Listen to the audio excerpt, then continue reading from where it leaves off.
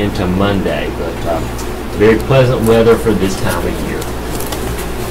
Okay, let's look at the need to know items. There are 4 of them today. Number 1, the Kiwanis Pancake Sale. The 4th annual Kiwanis Club of Cape Fear Pancake Sale is today and Saturday from 7 a.m. to 1 p.m. at the Greek Orthodox Church and Hellenic Center. I walked by there this morning on my walk and it was quite busy, so they're already cooking pancakes and feeding a lot of folks. The ticket's $6, which includes 2 pancakes, 3 sausage patties, and unlimited coffee. That's at the Hellenic Center on Oak Ridge Avenue. Item number 2, Bread and Bowls, the annual fundraiser which benefits Operation Inasmuch, is today at Hay Street United Methodist Church. The event features chicken cordon chowder or chili served in a handmade pottery bowl for $20 or in a bread bowl for $10, along with a drink and dessert. Lunch will be served from 11:30 to 2:30 and dinner from 4:30 to 7:30. Tickets can be purchased at through Fayettville Operation Inasmuch. Call 433-2161. Item number 3, the Oak Grove Plantation will have tours, reenactors, demonstrations of blacksmith, music, and vendors on Saturday from 10 to 5 and Sunday from 11 to 4 at the Plantation, which is on Burnett Road in Godwin. Admission is $5 and children under 5 get in for free. Item number 4, Los Banos raid survivor Patty Kelly Stevens, who spent 3 years as a civilian prisoner at the Los Banos internment camp in the Philippines in World War II, will speak today about her experience. Her talk is scheduled for 11 a.m. at the Airborne and Special Operations Museum on Bragg Boulevard. She also will donate.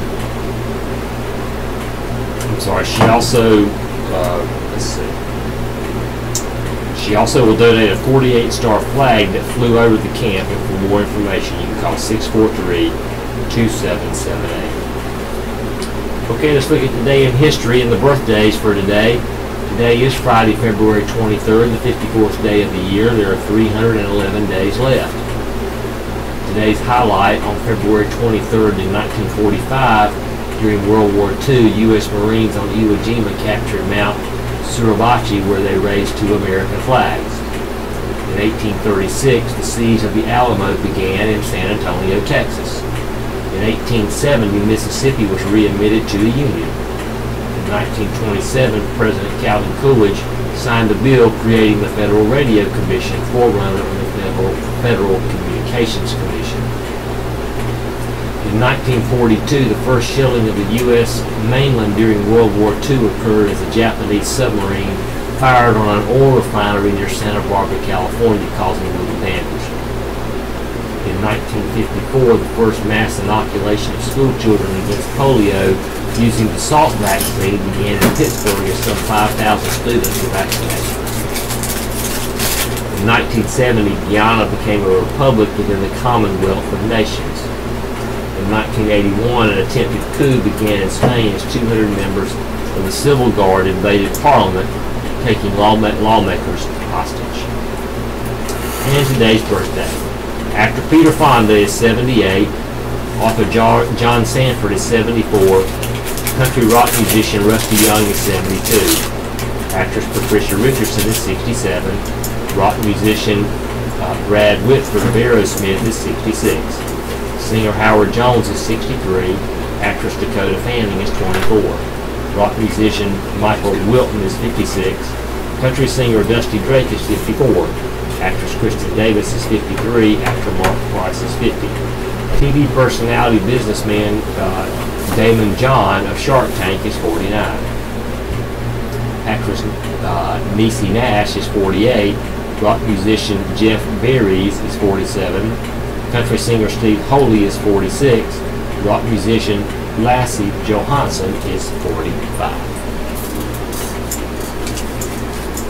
And our next article is from the Live Wire for today. The first question is, are there any bakeries in or near Fayetteville that sell gluten-free products? And this is submitted by HB of Fayetteville. Answer: on the whole, HB, it looks like you have slim pickings. The Sweet Palette on Person Street will bake gluten-free products for special orders. said manager Adam Crawford. The only thing regularly kept on the shelves gluten-free are the macaroons. Bernie's, located in a strip mall off Rayford Road, offers gluten-free macaroon bars and peanut butter cake.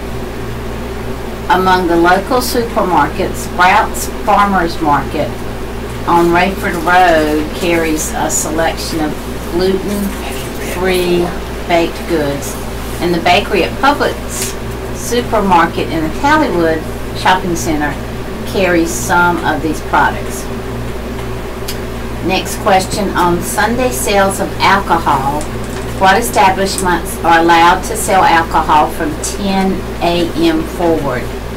Is it these little side stores or all stores? Submitted by A.D. in Fayettville. Answer, in Fayetteville and the unincorporated areas of Cumberland County, all stores, bars, and restaurants and other outlets that are licensed to sell alcohol can legally do so starting at 10 a.m. on Sundays.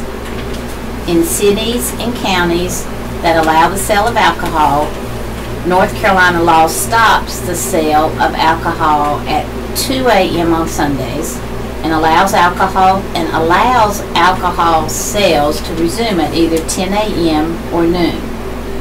The local government decides the start time. Fayetteville began 10 a.m. alcohol sales in August, and Cumberland County started the 10 a.m. sales in September. And on today's public safety in Cumberland County, there was arrest of Charles Edward McCray II, 31, of the 6100 block of Regis Court.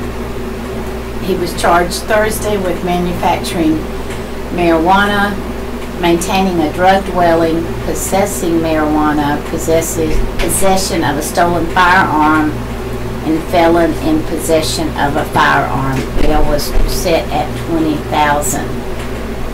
Christopher Bernard Melvin, 17, of the 5600 block of Cedar Creek Road, was charged Thursday with larceny from the person. Bail set at $500.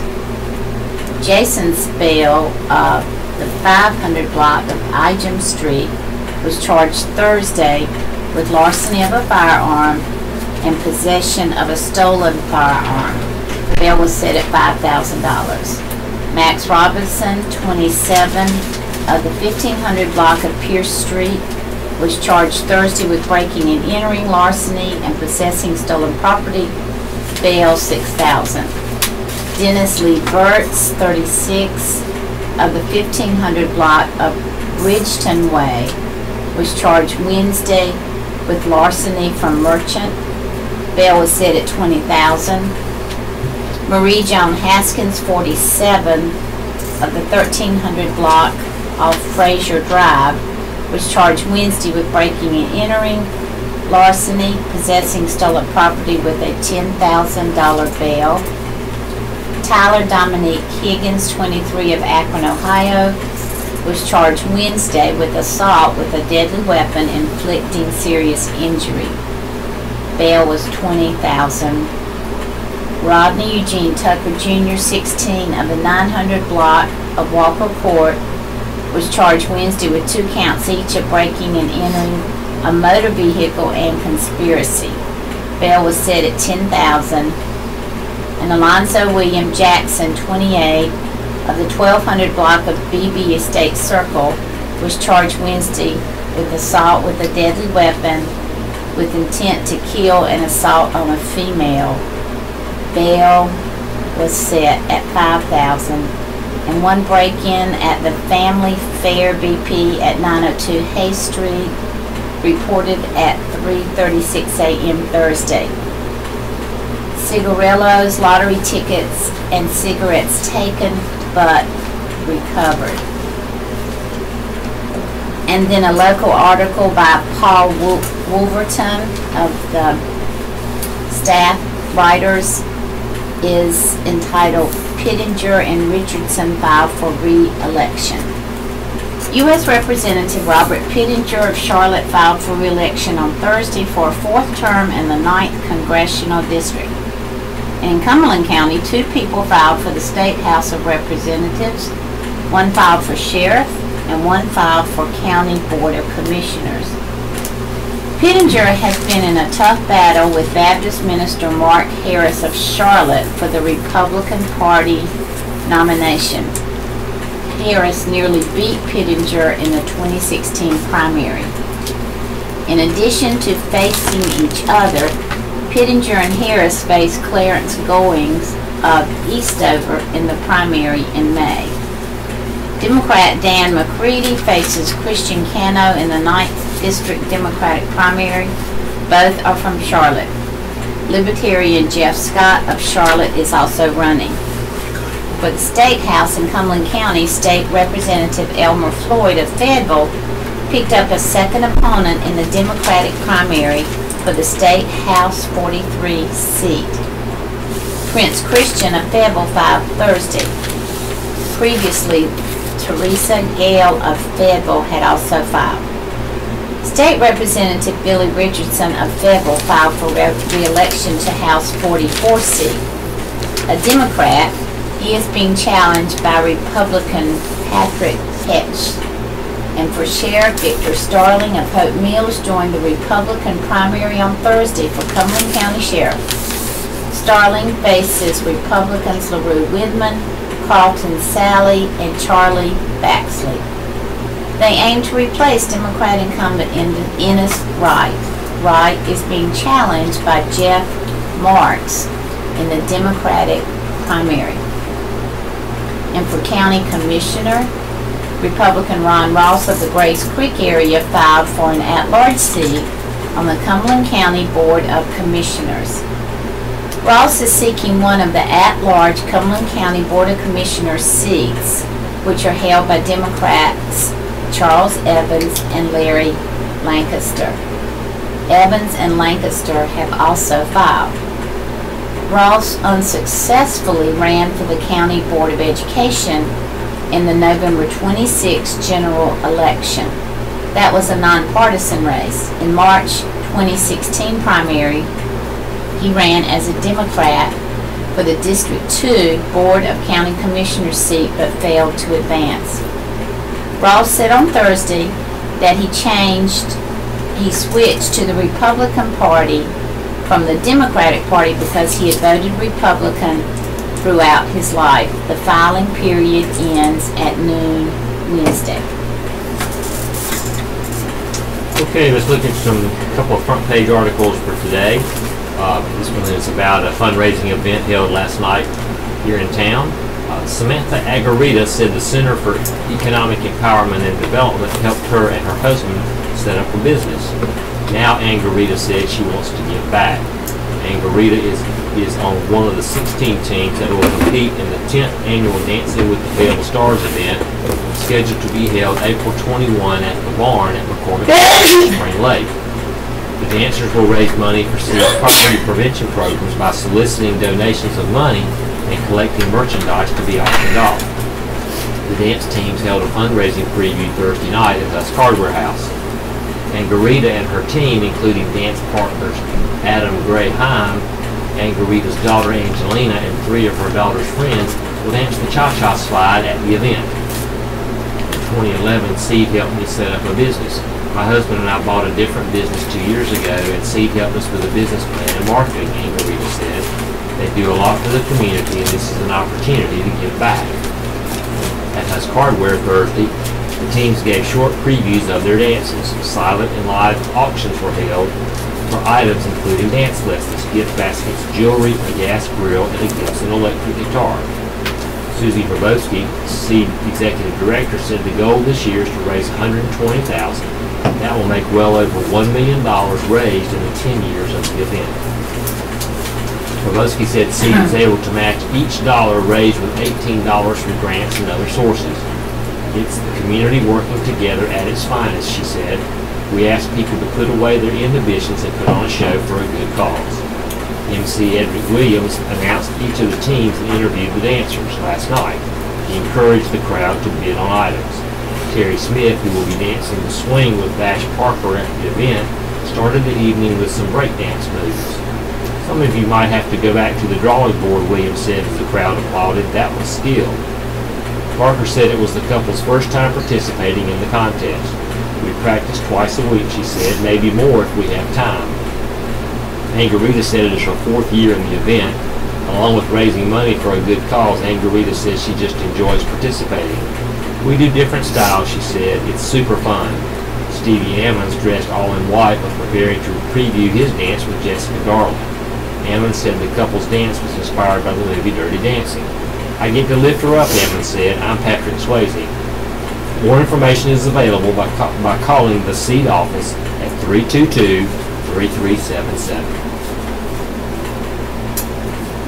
This is a military-related article now, written by Drew Brooks. Command Sergeant Major Billy Webb has spent most of his Army career looking down, both figuratively and literally. As a crew chief and flight engineer, Webb has served on countless helicopters within the Army's Special Operations and Aviation's communities. As a senior non-commissioned officer, he has kept watch on their ranks below him, caring for soldiers and serving as the eyes and ears for his commanders. But as Webb assumed responsibility as the senior enlisted leader of the U.S. Army Special Operations Aviation Command on Thursday, his new boss warned him that his job is no longer to look down. Focus the headlights up and out, said Brigadier General John Evans, the commanding general of USASOC. From now on, Webb will look to resource and empower the command, which consists of approximately 3,500 soldiers and more than 220 rotary and fixed-wing aircraft. It's a big job, Evans said, and there's no one better for the task. Webb, who was most recently Command Sergeant Major of the 160th Special Operations Aviation Regiment at Fort Campbell, Kentucky, said assuming his new position was both an honor and a privilege. I look forward to working as a teammate, he said during the ceremony in the U.S. Army John F. Kennedy Special Warfare and Schools Kennedy Hall at Fort Bragg. I've worked with many great organizations, Webb added, and I'm excited about the challenge that is ahead. USASOAC is headquartered at Fort Bragg but includes units and soldiers and aircraft spread across the country. Its largest subordinate unit is the 160th SOAR, which is based in Kentucky but also has units in Washington and Georgia. Other subordinate units include the Technology Applications Program Office at Fort Eustis, the Special Operations Aviation Training Battalion at Fort Campbell, the Aviation Maintenance Support Office at Fort Campbell, and the Systems Integration Management Office at Fort Campbell. Created in 2012, the command is responsible for synchronizing the Army Special Operations Aviation Enterprise to include organizing, manning, training, resourcing, and equipping. Evans, commanding general of USSOAC, hosted the Assumption of Responsibility ceremony. In a symbolic movement that has become a traditional part of such events, he handed the command's colors to Webb. The colors represent the unit's loyalty. The colors represent the unit's loyalty, and officials said. And Webb, as the new senior non-commissioned officer, is charged with their safekeeping. Evans said he handpicked Webb for the position, and he said it was a decision he did not make lightly. The previous Command Sergeant Major, Stephen Helton, left the command late last year. He now serves as a senior enlisted leader for the 7th Infantry Division at Joint Base Lewis McChord in Washington. Evans said the Army, more so than any other military service, relies on its senior non-commissioned officers. We are a soldier-centric force, he said. We count on having leaders up front. In Webb, Evans said the command would have an experienced leader who has held virtually every job within the organization. Webb began his Army career as an ammunition technician in 1991. He served at Fort Ord, California, and Vilseck, Germany, before changing careers and becoming a medium helicopter repairer. At Fort Campbell, Kentucky, while serving with the 101st Airborne Division, Evans was introduced to the 160th SOAR. He joined the 160th in May 2002 and has served within the Army Special Operations Aviation Community ever since, repeatedly deploying in support of the War on Terror. Evans said he first met Webb shortly after he joined the regiment as a staff sergeant with a large mustache. Webb deployed with Evans shortly after he arrived with the 160th and served as a flight engineer. Since that time, Webb has served as a crew chief, flight engineer instructor, platoon sergeant, first sergeant battalion command sergeant major, and the regimental command sergeant major. It was wonderful to watch him grow, Evans said. The right decision was to bring him here. And let's take a look at Bill Kirby's column for today. He's writing about the concerns about gun violence in the schools. Bruce Morrison has been busy this week making his rounds throughout the county's public schools. If we get a threat, says Morrison, Director of Safety and Security for Cumberland County Schools, we take it seriously. There was what the Cumberland County Sheriff's Office describes as a non-credible threat on February 16th at Southview High School in Hope Mills after a social media report said there was a potential school shooter. Cape Fear High School found itself in lockdown Tuesday after what proved to be another unsubstantiated threat via social media. And all in the wake of Valentine's Day siege in Parkland, Florida, where a 19-year-old former student armed with an AR-15 semi-automatic rifle entered Marjorie Stoneman Douglas High School, leaving 14 students and 3 teachers dead, and a dozen more wounded. Nicholas Cruz, according to the news reports, used social media to include Facebook, Instagram, and YouTube video where he professed to be a professional school shooter. Cruz faces 17 counts of premeditated murder. Snapchat, Instagram, and Facebook are like the devil's nightmare because some people are using them to spread rumors to create fear and to create panic, said Morrison, a former Cumberland County Sheriff's Office homicide detective who has been head of county school safety since '06. We are continually upgrading and improving our security measures and always looking for ways to improve them. We have put a lot of safety measures in place. Security at the county's 10 high schools, 18 middle schools, and 15 elementary schools range from electronic entry doors, foyer security, digital cameras, student resource officers, and fencing. Every middle school has a resource officer, and there are SROs at every high school as well, Morrison says, and we've got all elementary schools with secure entranceways. The school system has a Speak Up initiative in place, too, where Morrison says students who are aware of potential trouble in a school can anonymously call or text to 866-SPEAK-UP.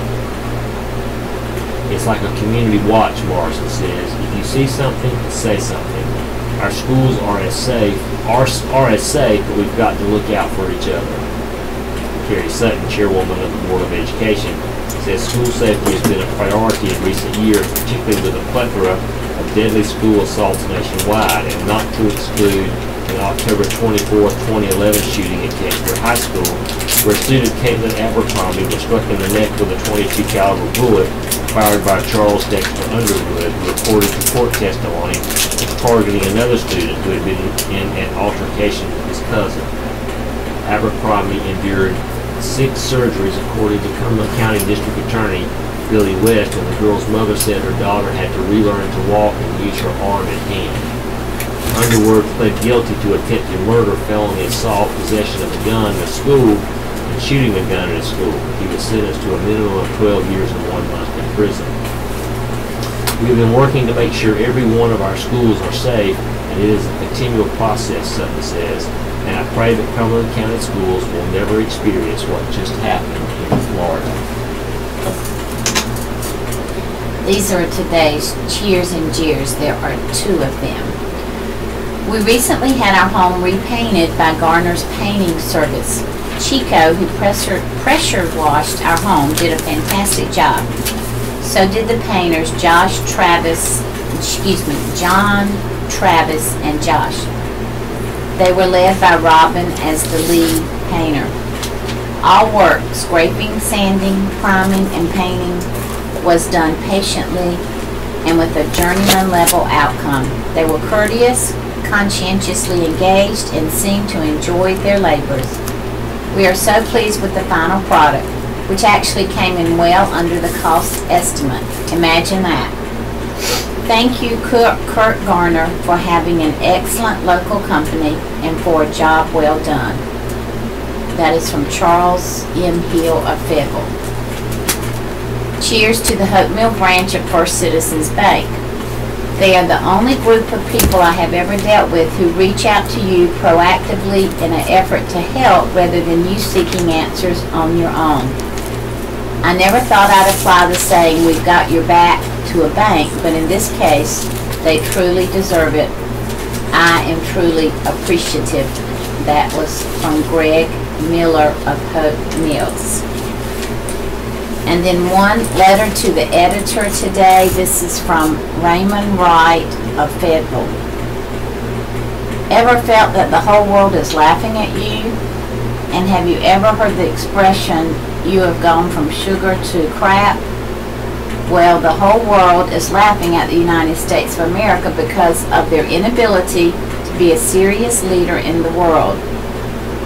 Only in America are there lawmakers, including the president, who pass laws that they themselves admit to not knowing what was in the documents they passed.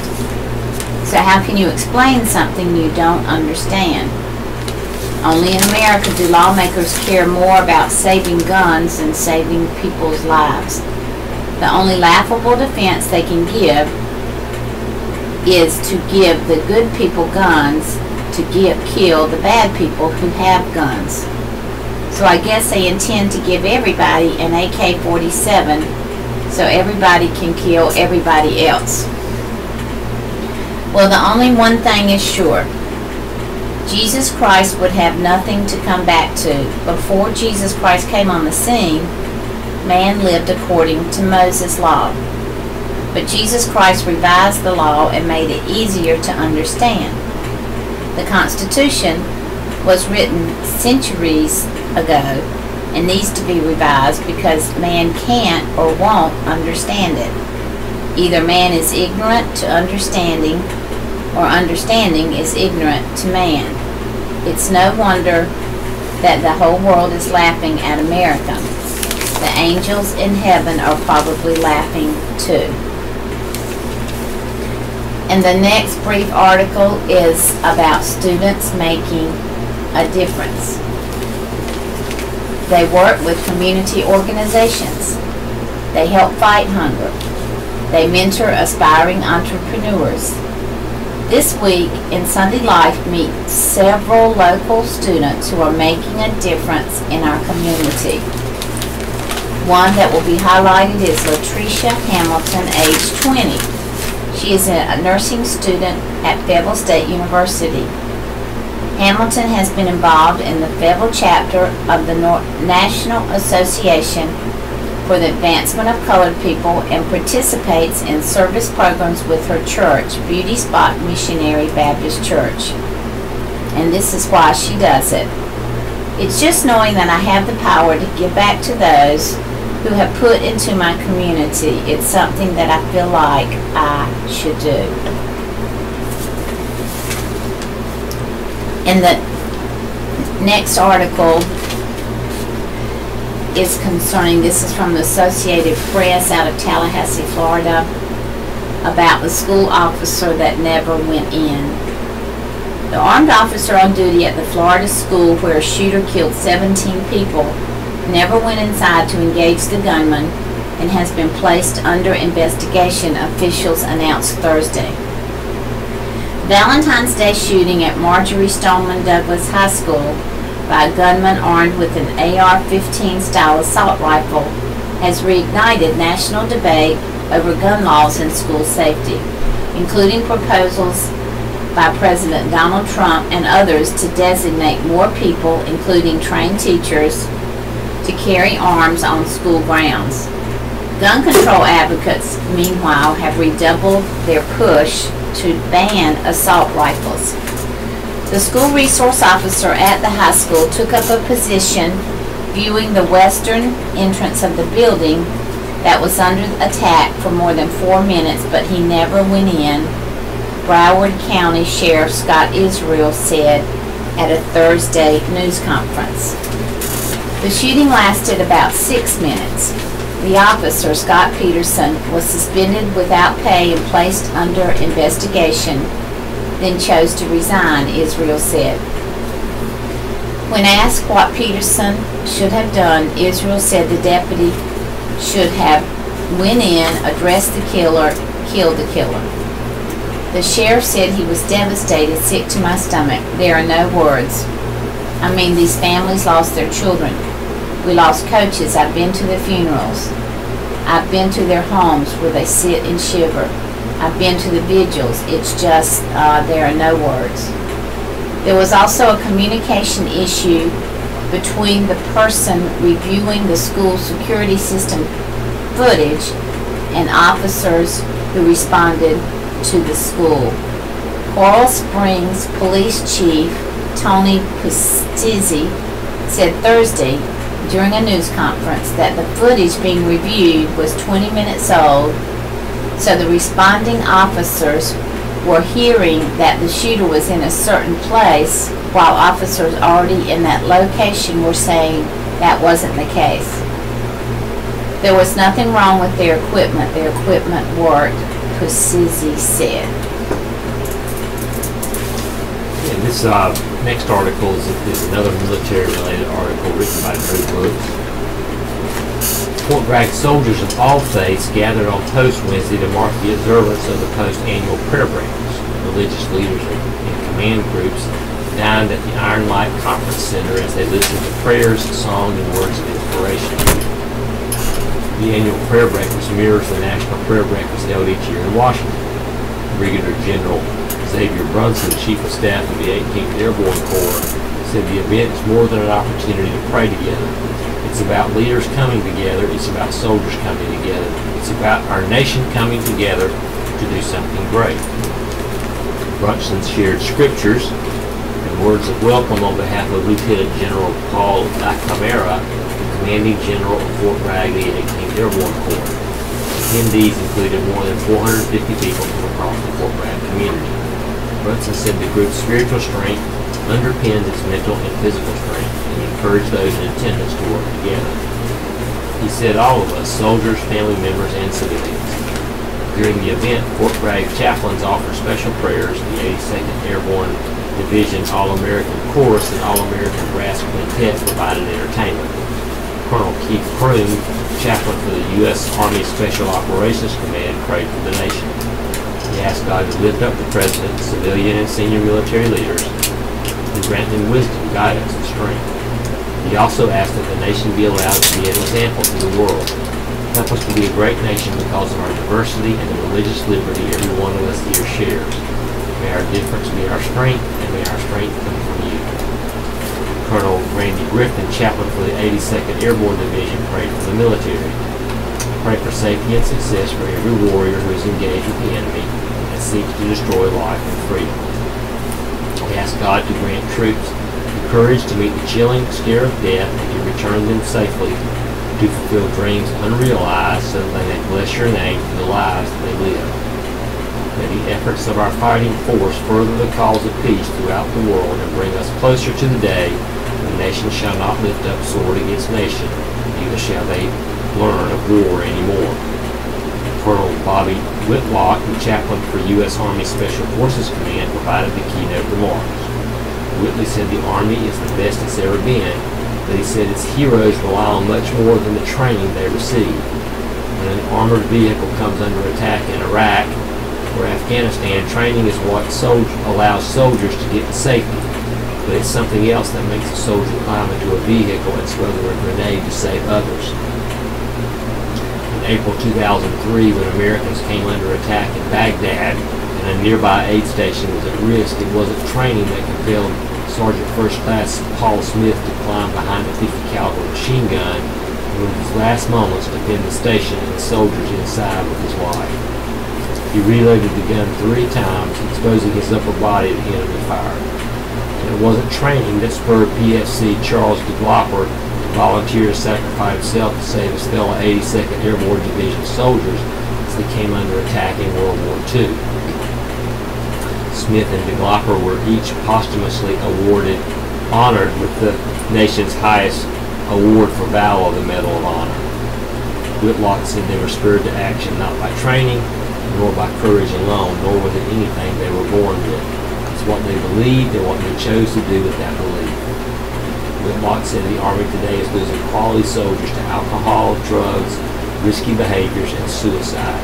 He suggested that what some soldiers lack today is the solid foundation of previous generations.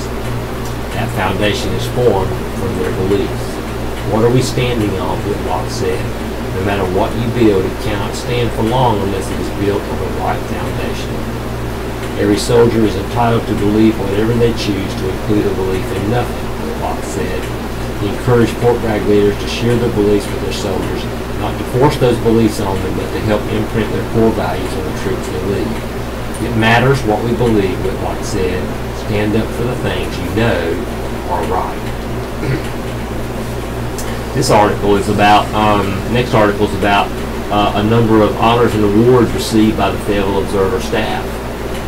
The Fayetteville Observer's reporting on failures in North Carolina's child welfare system earned the top award for public service from the North Carolina Press Association on Thursday. Coverage of Hurricane Matthew, local government, the Mike Lallier case, and Gen X also won honors. In all, the Observer's journalism earned 28 awards in the competition among newspapers across the state, including 13 for first place. The Public Service Award is one of the top honors for reporting. Senior reporter Greg Barnes' Fatal Flaws series in September investigated more than 100 child deaths across the state, including Cumberland County. He had covered multiple failures among social workers, law enforcement, doctors, and others to recognize when children who were reported to social services were in danger. He also examined the state's overburdened foster care system and the challenges in pursuing convictions against abusers. The series prompted the state's Department of Health and Human Services to promise reforms and additional efforts to catch up on reviews of suspicious child deaths. Barnes' coverage of the Mike Lallier case won 2 awards. First place for Beat News reporting and second place for the Associated Press Senator Sam Searcy Award for advocacy of open government. Lallier, a Fayetteville card dealer, was charged with molesting a teenager in South Carolina. After the arrest, a Superior Court judge sealed the Cumberland County civil case involving Lallier and allegations from minors. The Observer is challenging the seal as an unconstitutional infringement on the public's right to access court records. Lawyers representing parties in the civil case argue that it's impossible to redact information about the minors. The North Carolina Court of Appeals is expected to hear the case, which could have statewide implications later this year. The Observer placed second for general excellence among newspapers its size.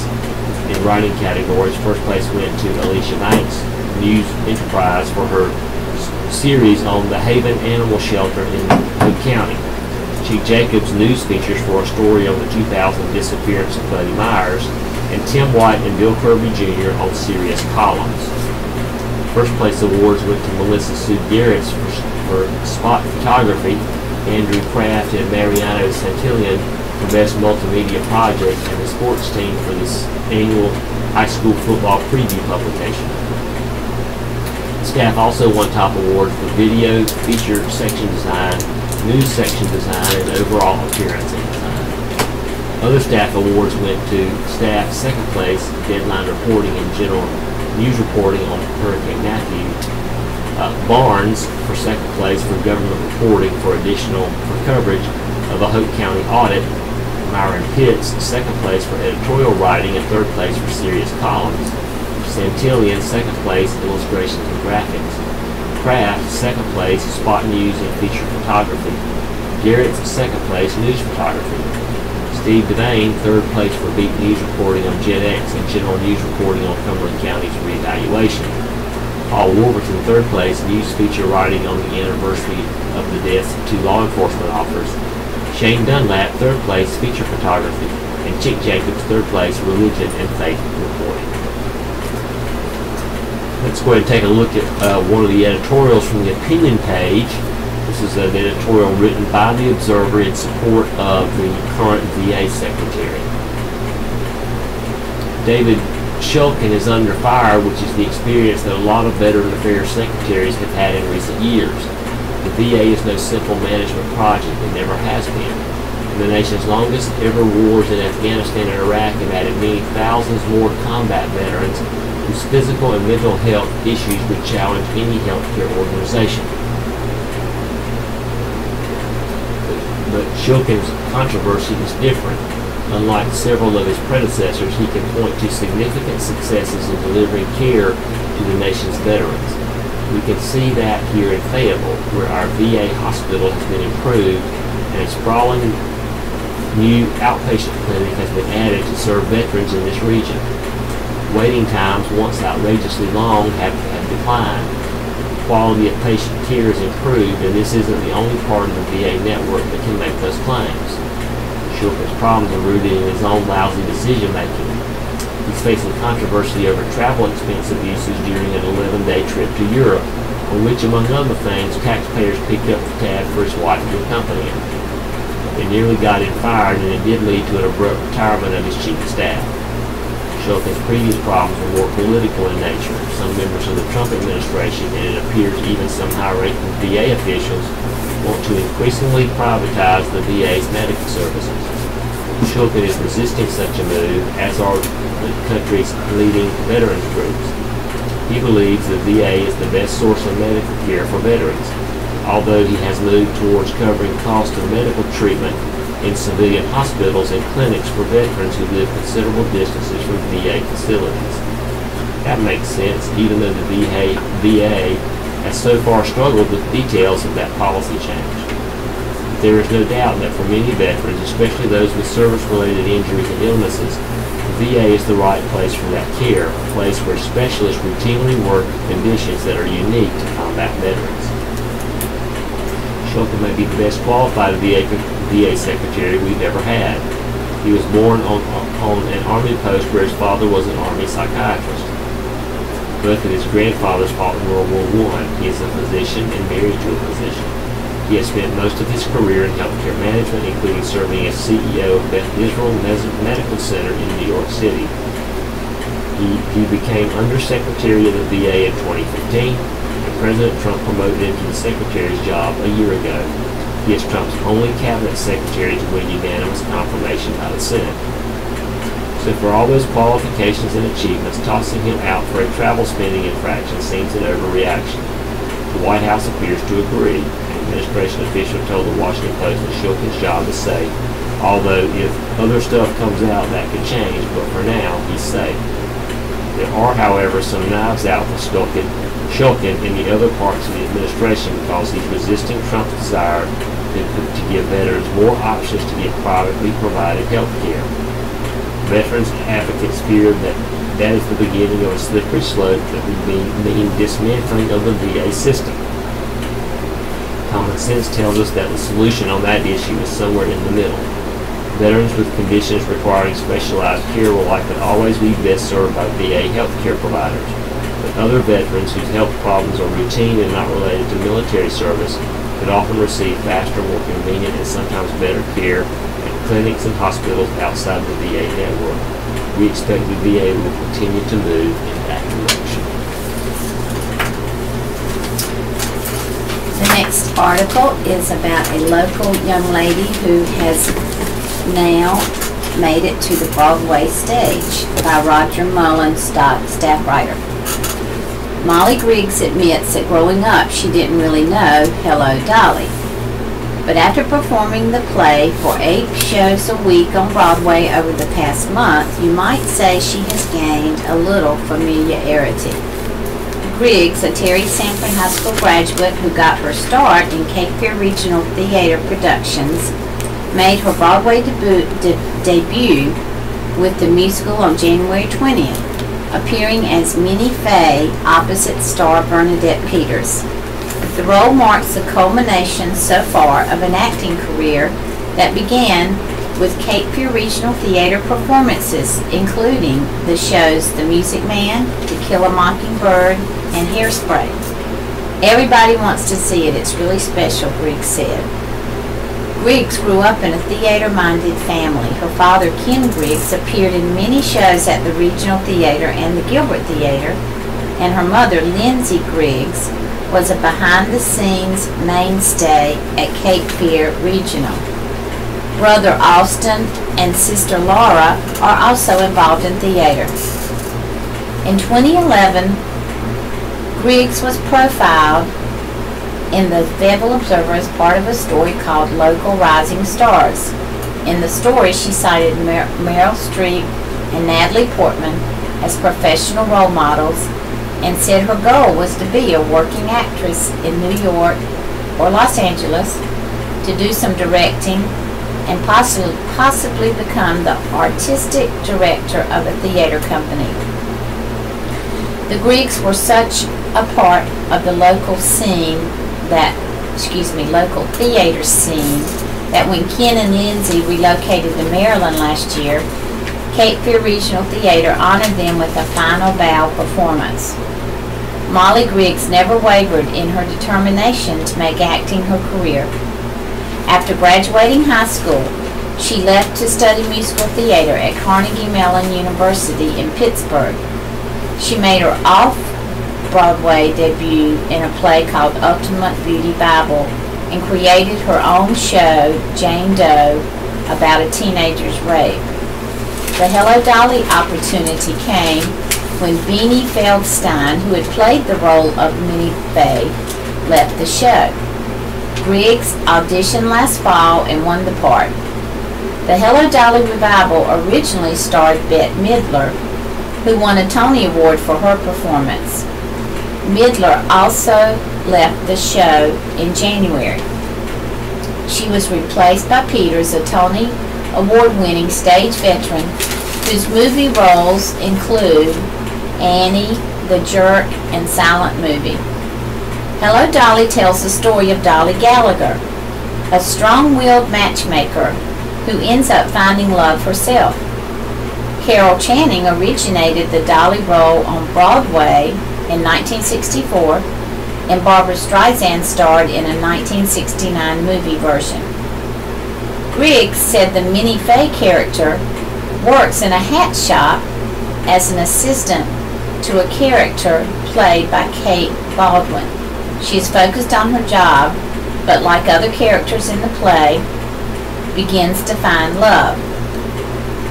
Everybody in the show has this kind of spring fever of wanting to find love again or for the first time, Griggs said in a telephone interview.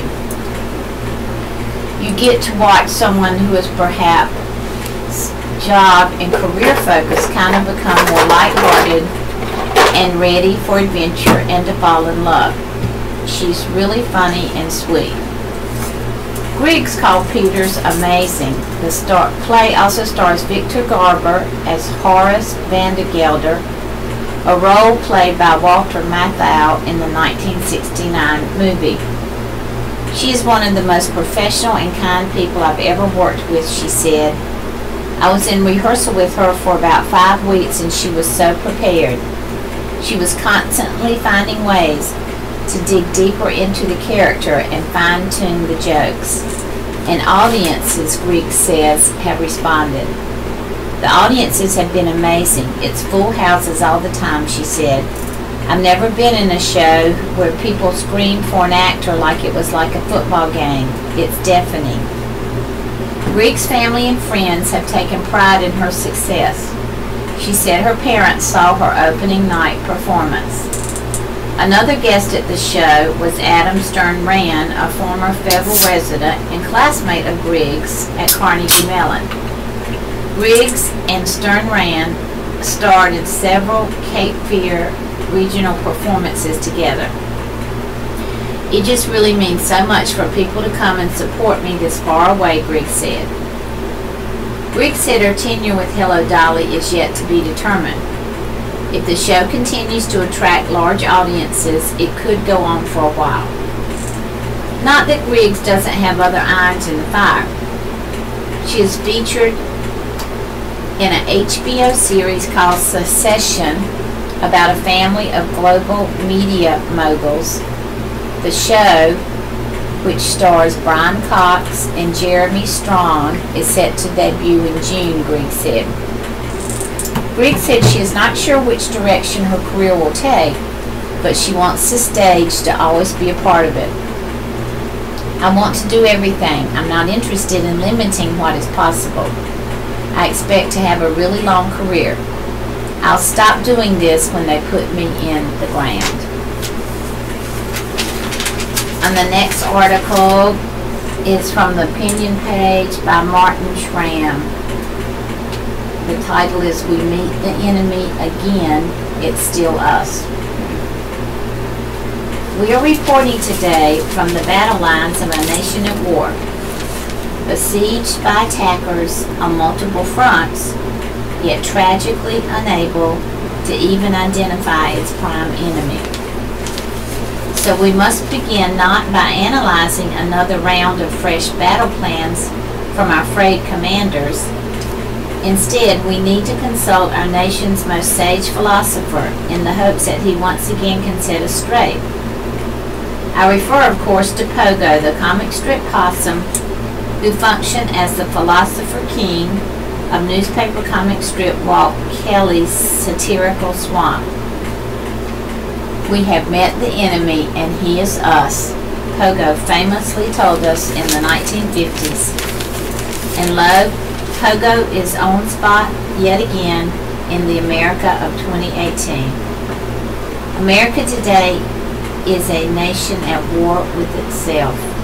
In 1 week, 14 Parkland, Florida teens and 3 teachers were slaughtered at Marjorie Stoneman Douglas High School.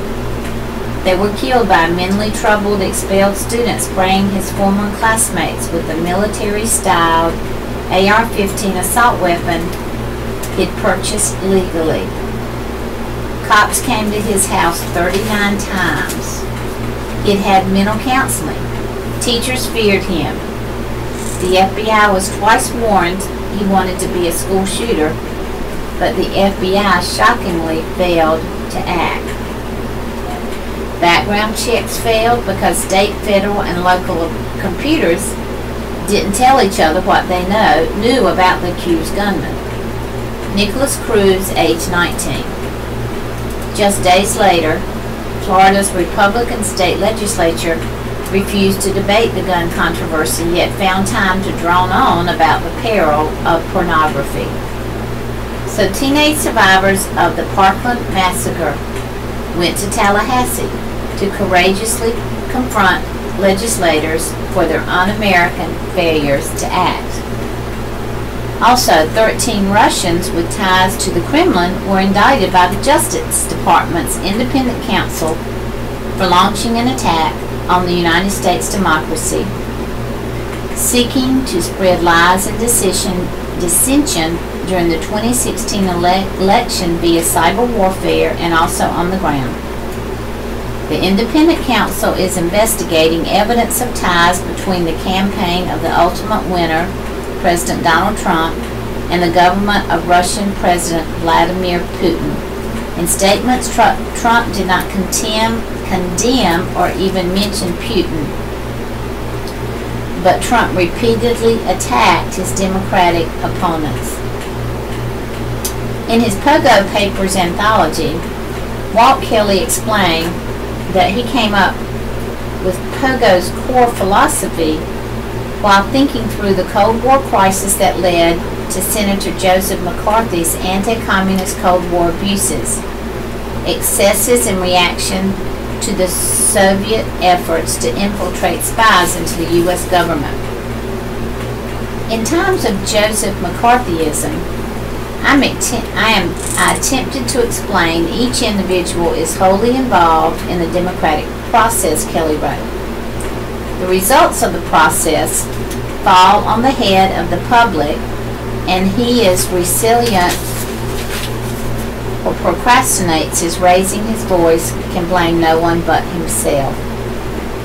McCarthy's abuses were ultimately curtailed because America's Republicans and Democrats used to say that politics stops at the water's edge. In today's multiple battles, we need to pay homage to and heed the patriotic instincts of the father of the modern conservative movement, Senator Barry Goldwater.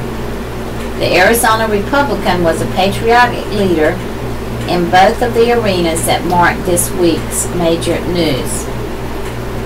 Goldwater famously posed with his rifle, the one he made, for the National Rifle Association's recruitment ads proclaiming, "I am the NRA."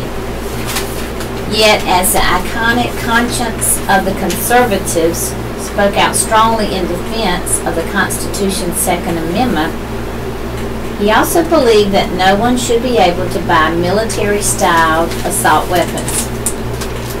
"I've never used an automatic or semi-automatic for hunting," Goldwater once said. "There's no need to. If any SOB can't hit a deer with one shot, he should quit shooting." Now the NRA calls such talk blasphemy, cuts off funding if polls dare speak such common sense, and runs a primary opponent against them, which makes gun-toting Republicans cower in fear and run up their laundry bills. Never mind that Ronald Reagan agreed with Goldwater on that. Gun enthusiasts need to rechannel the Goldwater/Reagan greatness they once admired, defend the common sense strength of the Second Amendment, and really make America great again. Meanwhile, Goldwater and Reagan were the vanguard of the grand old party's leadership and standing strong against Russian spy efforts to infiltrate the USA during the Cold War. They would be sickened to see their once grand old party led by a president who wouldn't condemn a Russian attack on America's most globally admired principle, our democracy. And unlike Senate Majority Leader Mitch McConnell, House Speaker Paul Ryan, and other too-weak-to-lead Republicans, Goldwater and Reagan would have strongly condemned Trump's failure to oppose, block, and defeat Putin's assault on the greatness of America's free elections. Finally, thanks to Pogo's insightful reminder, we can identify, debate, and defeat that our prime enemy, ourselves, before our enemy defeats us.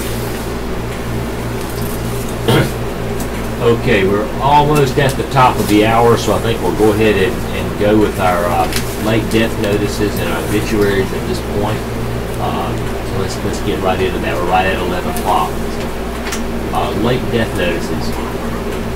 Betty Joan Coleman, 74 of Fayetteville, Rogers and Breeze Funeral Home. Frank Urban, 93 of Fayetteville, Journey Warren Funeral Home.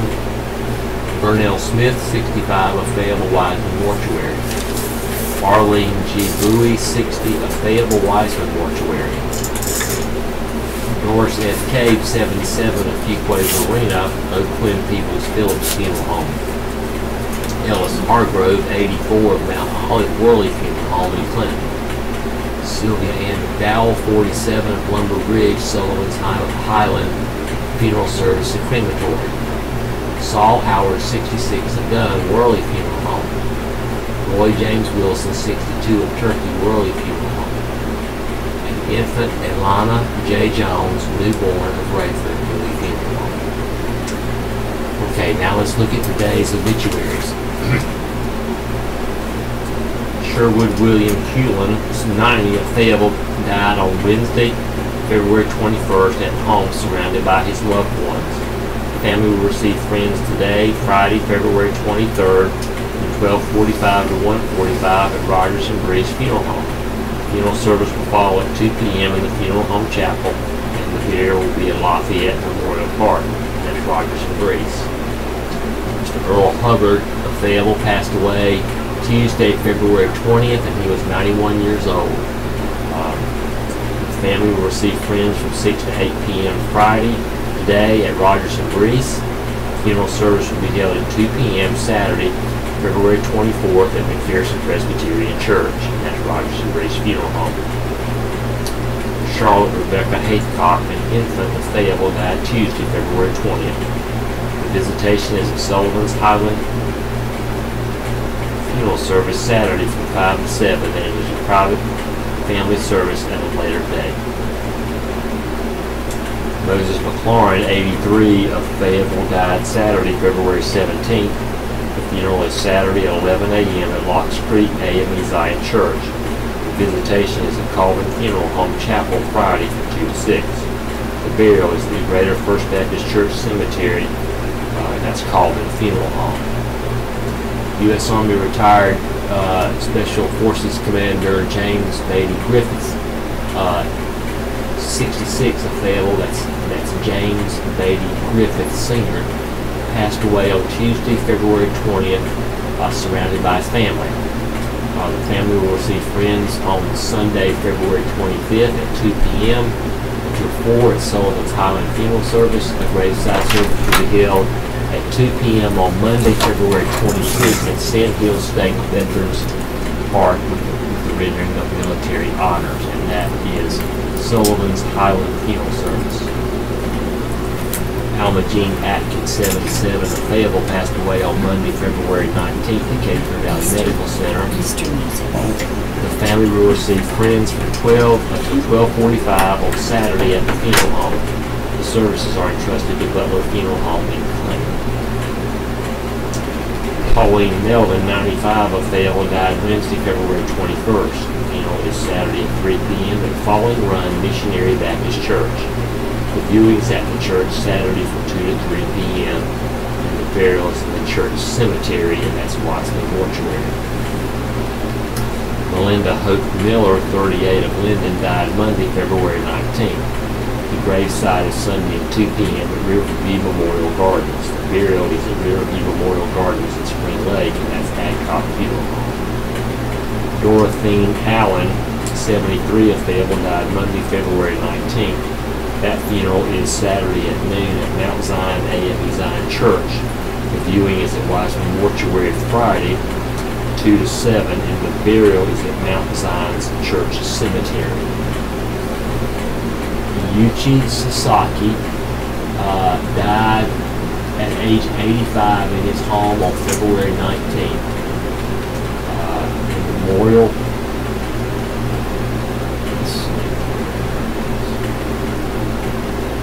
A memorial paver in front of Iron Mike at the Airborne Special Operations Museum in downtown Fayetteville will be placed in honor of him and his military service. A celebration of life service will be held Friday, February 23rd at 2 p.m.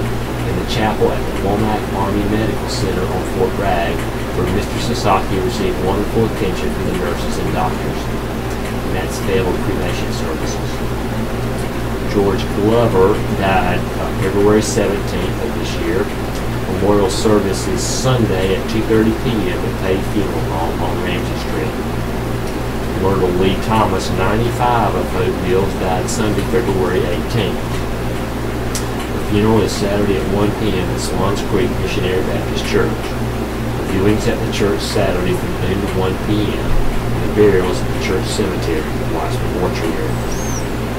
Eloise Alston Williams, 84, of Fayetteville, died Sunday, February 18th.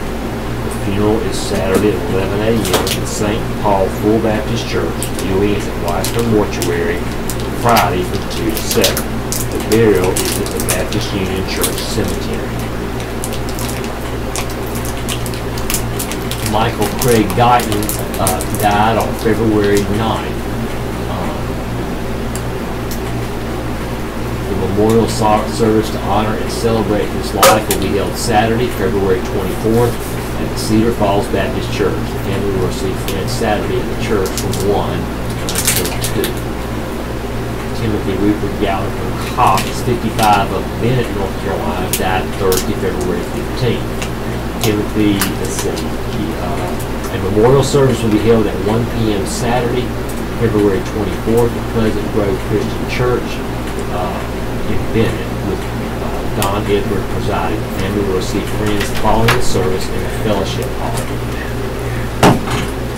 Amy Lee Royal, 94, of Greensboro, died Tuesday, February 20th. The funeral is Sunday at 3 p.m. at Salemburg Baptist Church. The visitation at the Butler Funeral Home Saturday from 7 to 8. The burial will be at Sunrise Memorial Gardens, and that's Butler Funeral Home. Stanley Tom Orovec, 83, of Garland, died Tuesday, February 20th. That visitation is at Peter Creek Baptist Church in Roseboro Saturday from 1 to 3. The burial is in Arlington National Cemetery at a later date. That's Harry Funeral Care. Willie Jr. Bo Washington of Chadbourn died Saturday, February 17th. His funeral is Saturday at 1 p.m. tomorrow at S&L Funeral Home Chapel in Fair Bluff. The viewing is at the funeral home in Fair Bluff today from 1 to 6. The burial is in the Bellevue Cemetery in Chadbourn. Mary Ann Strickland, 61 of Laurinburg, died Wednesday, February 21st. The funeral is Sunday at Richard Bowles Funeral Service Chapel. Visitation will be at the funeral home Saturday from 6 to 8. Burial in the Oak Grove Baptist Church Cemetery. Eugenia Wilcox, also who was called Jeannie, 65 of Lumberton, died Wednesday, February 21st. The funeral is Saturday at 11 a.m. Floyd Memorial Chapel in Lumberton. Visitation is at the funeral home prior to the funeral service, 10 to 11. The burial is in Gardens of Faith Mausoleum in Lumberton. Rosa May McFall, 91 of Rayford, died Monday, February 19th. Her funeral is Saturday at 2 p.m. in the Center Grove Missionary Baptist Church. The viewing is at Bowie Funeral Home Friday from 1 to 6. Burial is in the church cemetery. James Cleus Moore, 92 of Lumberton, died Friday, February 16th. The funeral is Saturday at 3 p.m. at the Holy Swamp Baptist Church in Lumberton. The viewing is at S&L Funeral Home in Maxton Friday from 1 to 6. The burial is in the Moore Family Cemetery in Lumberton. Will Moore Jr., 73 of White Oak, died Monday, February 19th. The funeral is Saturday at 1 p.m.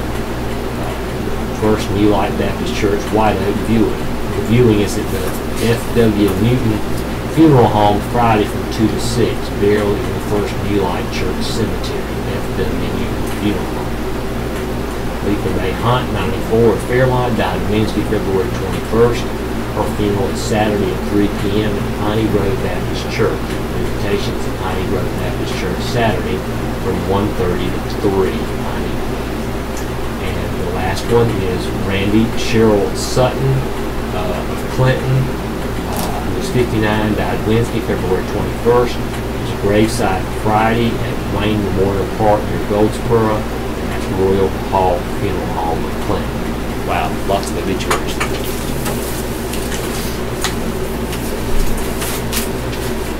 The next article is a local one by Nancy McCleary, staff writer.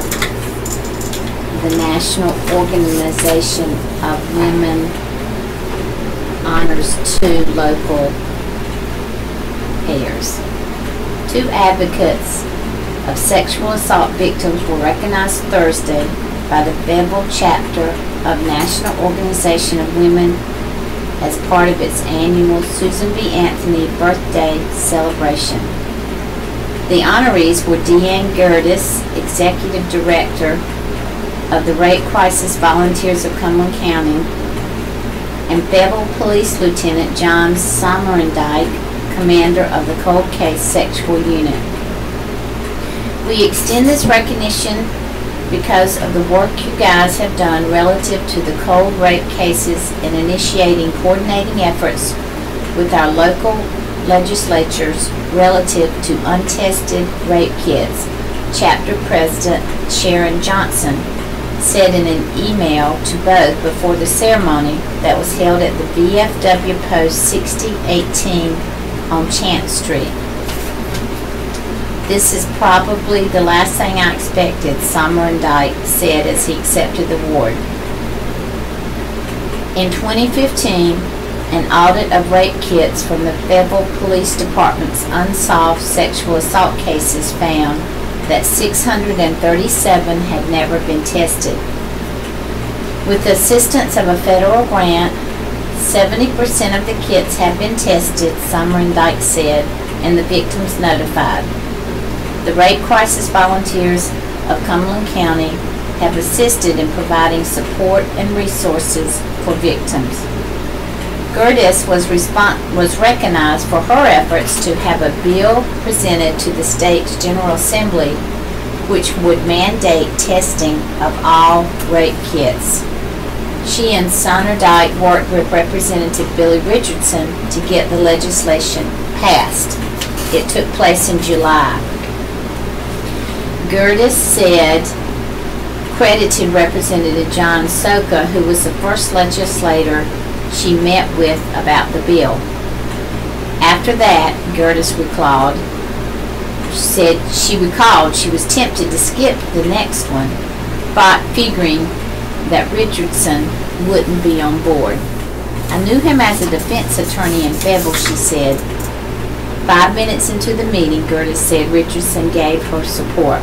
He said, "You're absolutely right, and we've got to do something about this. There's still work to be done to not get in this situation again," she said. In closing, Gerdes said the ward is not about her, but it's about victims of sexual assault. It's about the 5,381 victims in North Carolina that we had last year. And the next article is under the editorial page about the UDO and stormwater disposal cost. The committee that will review Fayetteville's Unified Development Ordinance will include a look at the city's stormwater regulation. Councilman Bill Crisp, who is pushing for the review and has suggested names for its membership, had balked at including stormwater discussions. But Mayor Mitch Coleman says that needs to be discussed. He's right, stormwater rules have been among the most controversial with the city's commercial and residential developers. That's because the UDO requires them to use valuable development land for stormwater retention ponds, which keeps runoff from big developments on site rather than sending it into the city's inadequate stormwater disposal system. This will lead to a decision that will be of interest to every city taxpayer. Should the city continue to insist that developers provide on-site stormwater disposal, or should the taxpayers pay the cost of upgrading the city stormwater system so it can handle all present and future storm runoff? Even with the addition of retention ponds, the city's stormwater infrastructure is woefully inadequate and in need of extensive upgrades that will cost millions. Without retention ponds, the cost will be even greater. We hope the public and the UDO Review Committee understands that, and the committee uses it as a yardstick in evaluating any changes in policy. Okay, let's look at a couple other editorials from today. This is Jonah Goldberg's column for today. Don't overestimate Trump's ability to collude. Despite the indictment of 13 Russian professional social media pranksters who worked to tip the 2016 election to Donald Trump, I remain somewhere between skeptical and agnostic on the question of whether or not Trump knowingly and secretly colluded with the Russians to win the election. We'll come back to those important qualifiers, knowingly and secretly, in a moment. But first, a word about conspiracy theories. As a rule, they will almost always let you down. Conspiracy theories that capture our imagination usually depend on false assumptions about how the world works. They rely on the idea that government is both profoundly evil and profoundly competent, particularly at keeping secrets. Sometimes the former may be true, but the latter virtually never is. Conspiracy theories also rely on the belief that objectively bad outcomes are subjectively intended. It's like trying to read the world like a work of literature where all actions foreshadow future events. That's why I tend to avoid conspiracy theory in favor of what one might call character theory. Character is destiny, as Heraclitus observed, and it serves as a far more reliable guide than feverish doctrine connecting of disparate events. It is President Trump's character that leads me to think he didn't do it, at least not in the way the impeachment under the mob hopes he did. Oh, I think he's morally capable of having done it. As a candidate, he publicly called on the Russians to hack Hillary Clinton's server and release the missing emails. He is the one member of his administration incapable of condemning Russian President Vladimir Putin or his regime. Indeed, his instincts are to hail Putin's leadership. Nor do I think Trump surrounded himself during the campaign with people who would have talked him out of collusions. Saying that his former campaign manager, Paul Manafort, is not overly scrupulous would be mind-bending and understatement. And Trump's son, Don Jr., has already admitted that he met with a Russian emissary and he didn't care where anti-Clinton dirt came from. While they may have been willing to coordinate with the Kremlin, I'm not at all certain they would have been able to pull it off and keep it a secret. Everything we know about the Trump campaign is that it was a shambolic, movable feast of warring egos, relentless leaks, and summary fireworks.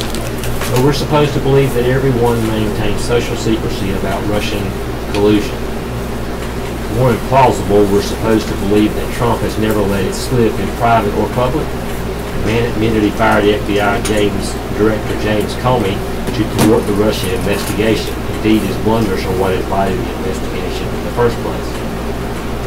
So why, you might ask, is Trump so obsessed with stopping Robert Mueller, the special counsel leading the Russia probe? I have three mutually reinforcing theories. First, Trump thinks the probe is unfair. He knows he didn't personally collude and feels unjustly accused. Second, it's a blow to his ego because he thinks it robs him of credit for what he believes was a landslide victory. And third, he fears Mueller might find something else. Perhaps Trump's not nearly as rich as he claims. Maybe his business practices, particularly with regard to Russia, would not withstand close legal scrutiny. One explanation for why Trump always flattered Putin on the campaign trail is that he thought he would lose the election, so why foreclose future business opportunities? Former White House strategist Steve Bannon matter-of-factly told Arthur Michael Wolff, this is all about money laundering. Mueller's path to Trump goes right through Paul Manafort, Don Jr., and Jared Kushner, Bannon added. It's as plain as hair on your face. Tellingly, the president has said he might fire Mueller if he looks into his family finances. These three factors add up to an explanation for why Trump insists the whole Russia investigation is a witch hunt and why he can't stop obsessing over it. It's not the only explanation, but it's more consistent with what we know of Trump's character and the current conspiracy theories which depend on us believing he's a villainous mastermind.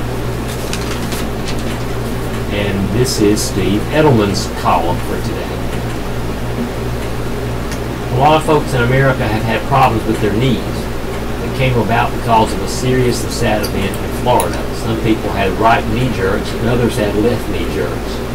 None of them needed a physician to tell them why. None of them listened to the real story of Nicholas Cruz, which sadly duplicated the stories of others who have engaged in mass shootings.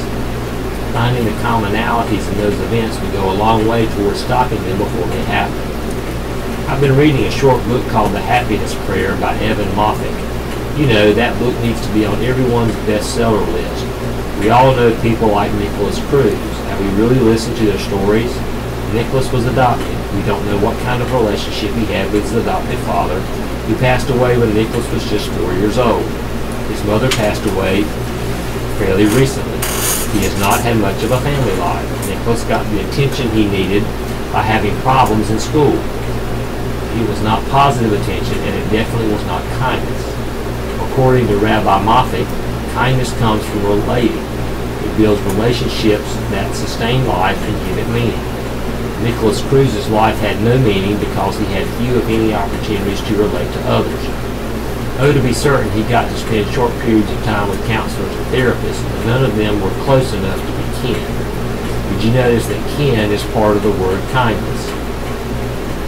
The Hebrew language frequently has more than one word to describe things. Rabbis and religious Jews learn about chesed and rachamim. I hope I'm saying that right. Let's consider rachamim first because it derived from the Hebrew word for womb, reckon.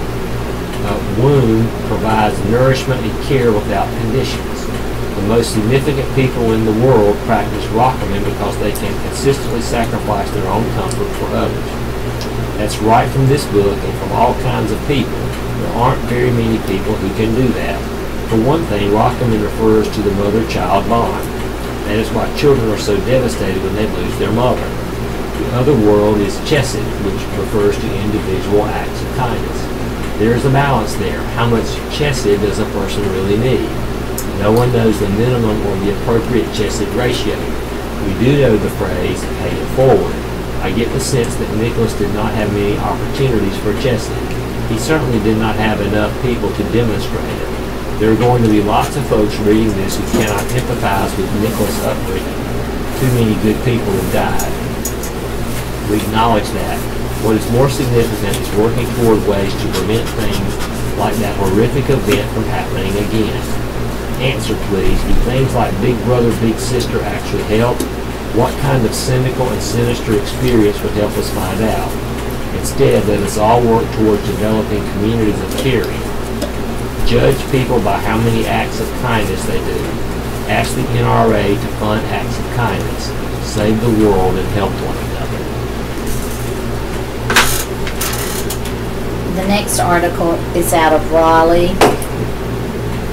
A Fayetteville businessman pleaded guilty Wednesday in Wake County District Court to failing to file his North Carolina income tax returns.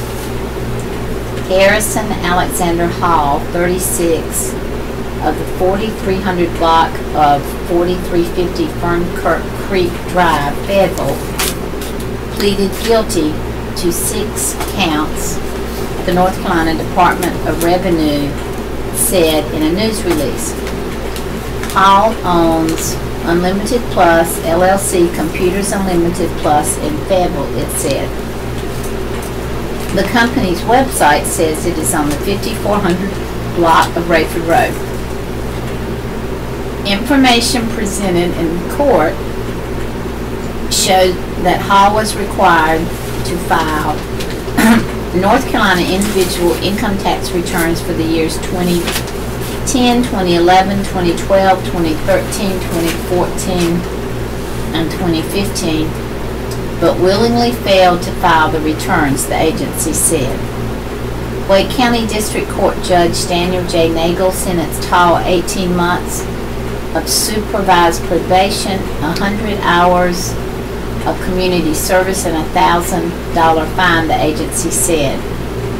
Hall paid the total restitution of $25,033.21 at the time of plea and filed his delinquent tax returns prior to court.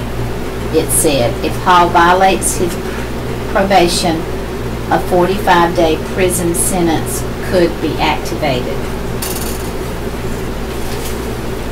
And the next article is the latest eats, a look at some of the restaurants the Observer staff has sampled. Each week we add our latest review and drop the oldest. The Tap House at 411 Hay Street is open Monday through Thursday, 5 to 9 p.m. Friday and Saturday, 11 a.m. to 2 a.m. and Sunday, noon to 9 p.m. Pub menu with recently added all-day breakfast to complement the 80 craft beers they have on tap. The weekly food specials include the tapped out ground beef burger, the buffalo chicken wrap, the fried buffalo chicken sandwich, the Tap House burger wrap, and the special Tap House breakfast plate. The next one is Antonella's Italian restaurant at 300 Hay Street. Tuesday through Saturday lunch, 11 a.m. to 3 p.m. Dinner 5 to 10 p.m. On Sunday, noon to 8 p.m. Italian and Mediterranean dishes are the house specialties. A signature specialty is chicken alla Giovanni, which consists of thin chicken breast layered with ham, eggplant, and mozzarella cheese, and sautéed with onions and mushrooms in a delicate sauce. The pasta dishes in the group are francesi, are also popular. There are more than 10 pasta dishes and 4 seafood specialties from which to choose.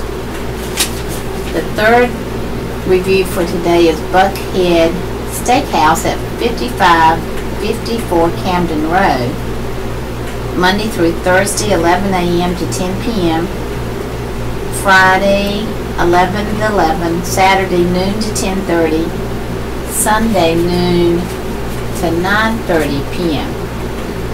Grilled steak is the house specialty. It is made to order and cooked over an open flame. The ribeye, which is premium aged Angus beef, can be ordered with homemade house seasonings, blackened or Cajun style. The menu also includes a marinated flank steak, chopped steak, barbecued baby back ribs, and tacos, which are prepared with slow seasoned pork. And the straight drop seafood and catering is on 594 South Riley Road. Lunch only Wednesday and Thursday, 11 to 3. Friday and Saturday, 11 to 8 p.m. and Sunday, 11 a.m. to 6 p.m. The restaurant specializes in fresh seafood that is steamed, grilled, fried, and served with fresh vegetables and sausage. Seafood choices include crawfish, shrimp, oysters, salmon, crab, and lobster. The restaurant has a signature fish sauce called drop sauce that can be ordered regular or spicy. And the next article is about Walmart retools its online home shopping experience. This is from the Associated Press. Walmart is launching a new online home shopping experience in the coming weeks that will let shoppers discover items based on their style. The move, announced Thursday, is the first glimpse into the company's greater campaign to redesign its site with a focus on fashion and home furnishings. The overhauled website will be launched later this year and will mirror how people shop for different items. While some purchases like groceries are transactional, others like fashion and home furnishings require more discovery. Later this spring, Walmart is rolling out its new Lord & Taylor dedicated page as part of its partnership with the department store chain's parent company, Hudson Bay. Walmart's home shopping site will include curated collections and 9 shop-by-style options, including modern, traditional, and bohemian. It will help offer tips that will help shoppers pull the items together. With this launch, we're making it faster, easier, and more inspiring for customers to discover the best of our assortment no matter their personal style. The move comes as Walmart, with its eye on Amazon.com, has been working to ramp up its e-commerce business, which still accounts for less than 4% of its total sales. Its overhauled shipping strategy and expanded number of items online to 75 million. In home furnishings, it doubled the number of products online from a year ago and introduced a new Scandinavian collection of furniture for children. But Walmart faces stiff competition in the home arena, not only from Amazon, but home shopping sites like Wayfair. Amazon has been growing its home offerings. It sells its own exclusive brands of furniture, sheets, and other home goods. And it signed a deal with Ethan Allen last year to sell its sofas, lamps, and rugs.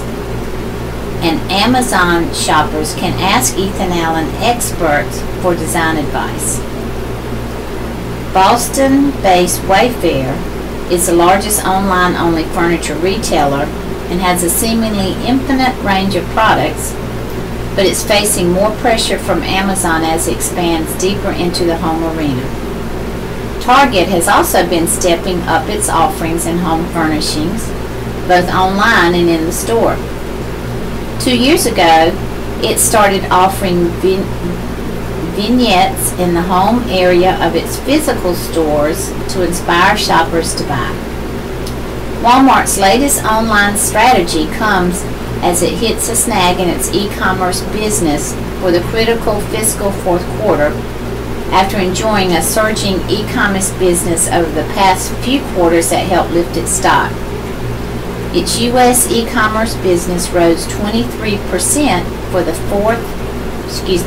fiscal fourth quarter, a dramatic slowdown from the 50% growth in the previous quarter.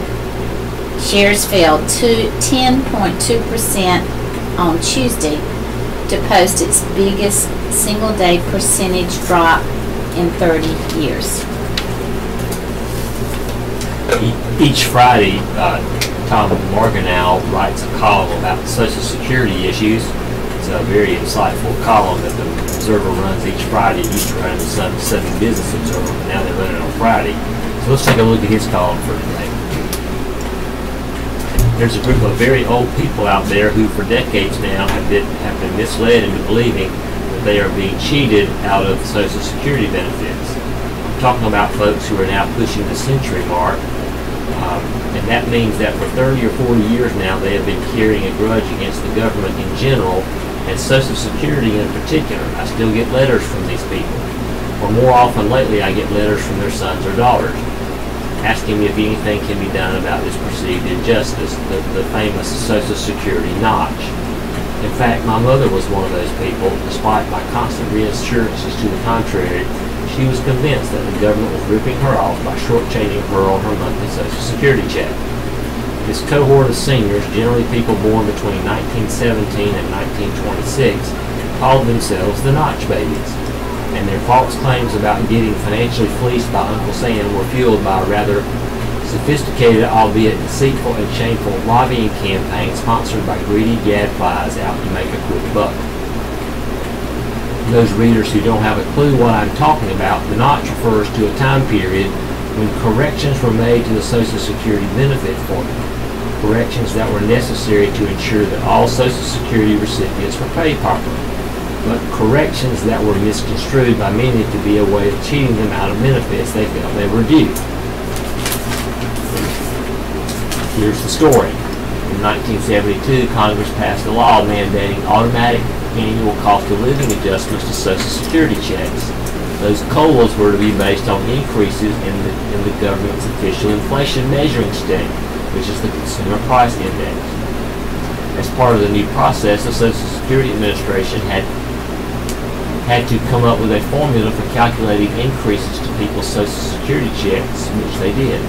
But after COLAs were paid for a couple of years, someone noticed the formula was wrong. Social Security beneficiaries were getting increases that were slightly higher than intended.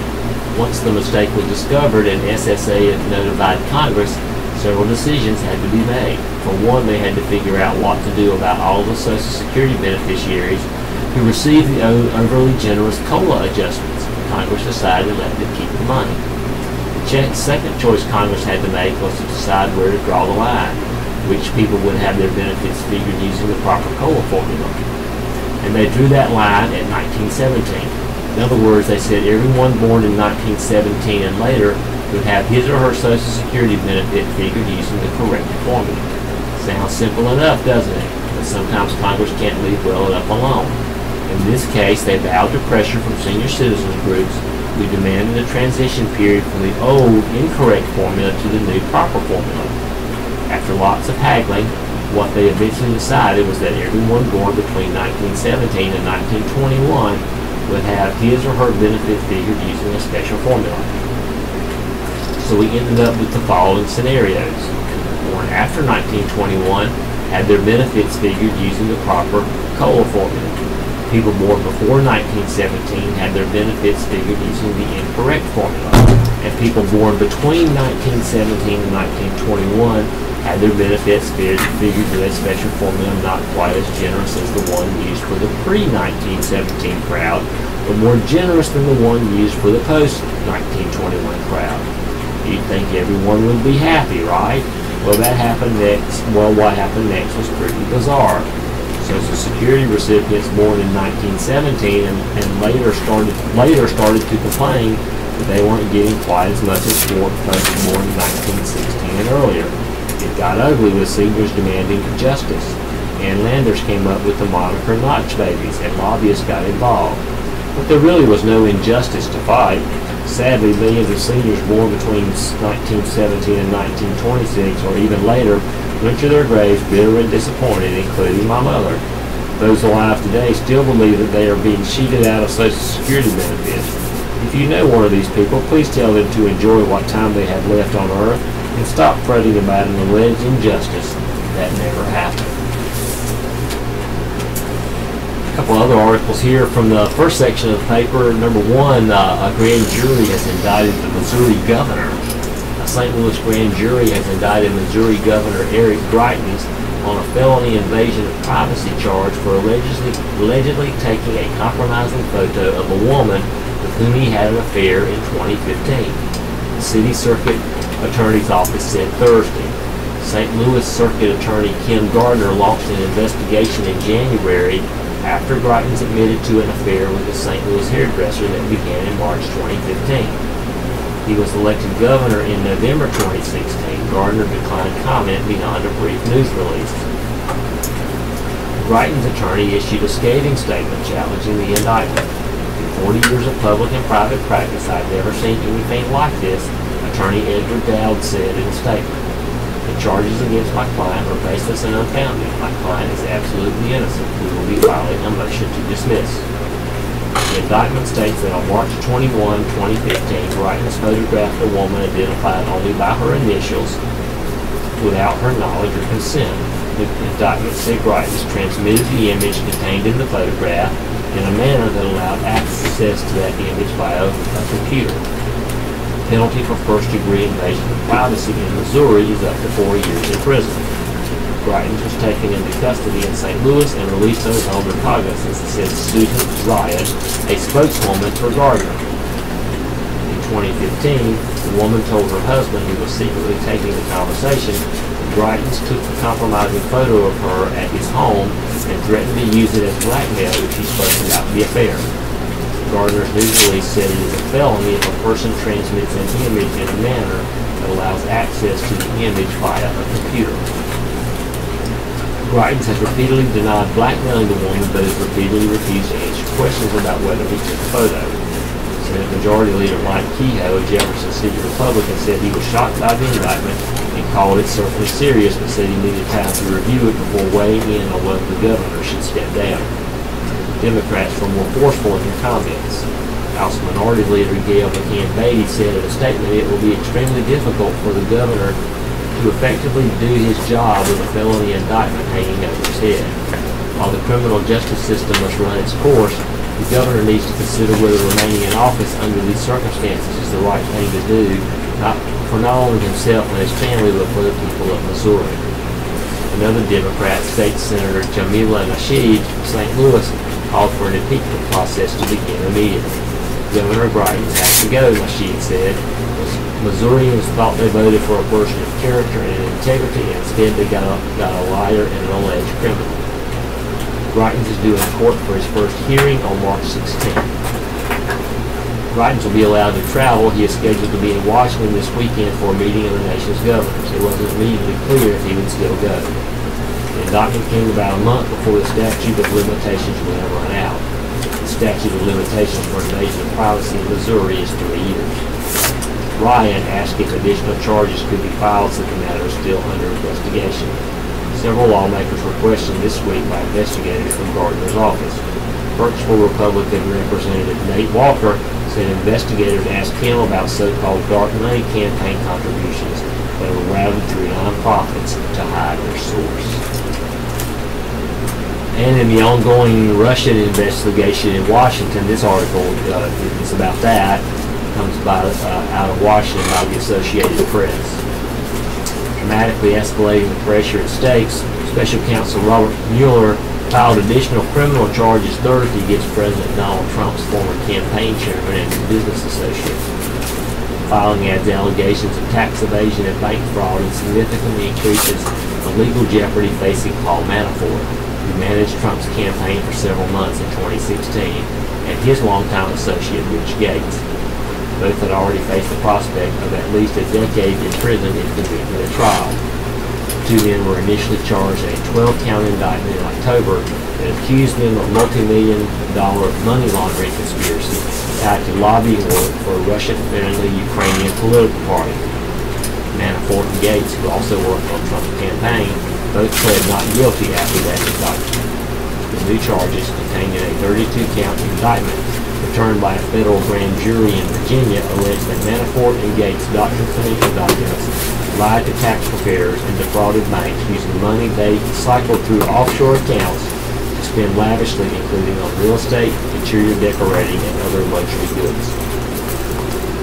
A new criminal case assigned to U.S. District Judge T.S. Ellis comes a week after a separate Mueller indictment charged 13 Russians and 3 companies in a conspiracy to undermine the 2016 U.S. presidential election through a hidden social media propaganda effort. The charges against Manafort and Gates don't relate to any allegations of misconduct related to Trump's campaign, but Mueller is continuing to investigate potential ties to the Kremlin. Manafort spokesman Jason Maloney said in a statement that the former Trump campaign chairman is innocent and stressed that the charges have nothing to do with Russia and 2016 election interference or collusion. Manafort is confident that he will be acquitted of all charges, Maloney said. The charges against Manafort and Gates arise from the foreign lobbying efforts that prosecutors say they made to conceal their income by disguising it as loans from offshore companies.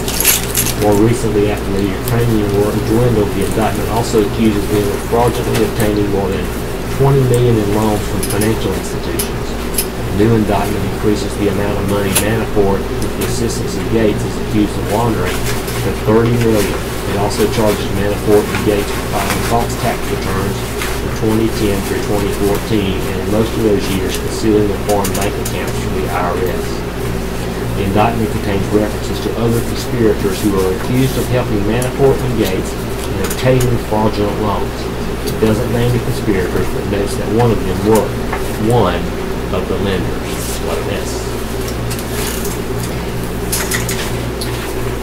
The next article is from the Associated Press out of Washington. FBI says it's trying to rebuild trust after botched tip.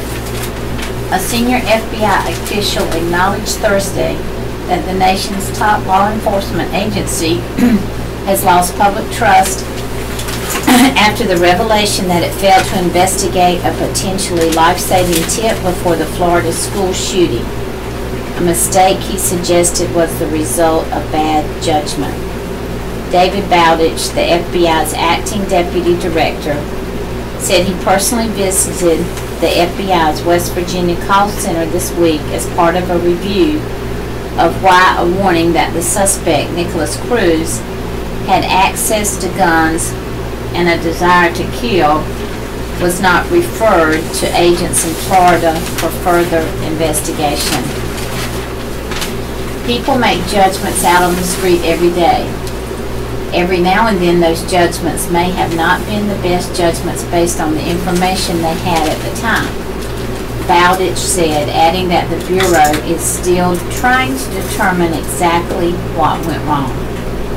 The comments, the FBI's most extensive so far regarding the missed tip, came as the Bureau faced a fresh wave of politically charged criticism, this time from the National Rifle Association, whose leaders seized on the failure as a chance to discredit the FBI's broader work.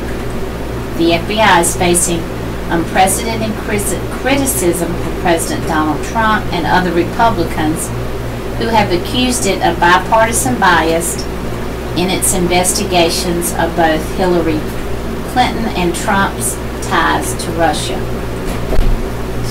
Hillary Clinton and Trump ties to Russia.